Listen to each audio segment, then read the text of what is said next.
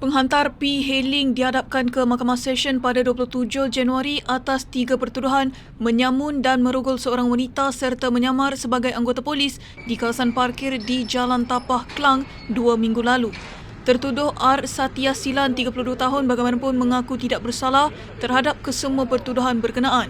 Mengikut pertuduhan, dia didakwa merogol seorang wanita berusia 37 tahun yang juga kerani sehingga menyebabkan kecederaan kepada mangsa di kawasan parkir Jalan Tapah di Klang kira-kira jam 2 pagi pada 18 Januari lalu. Dalam pada itu, Satyan bersama seorang rakannya M. Balaraj, 34 tahun, didakwa bersama-sama melakukan samun berkumpulan iaitu telefon bimbit dan wang tunai berjumlah RM110 terhadap mangsa sama di lokasi pada masa serta tarikh yang sama.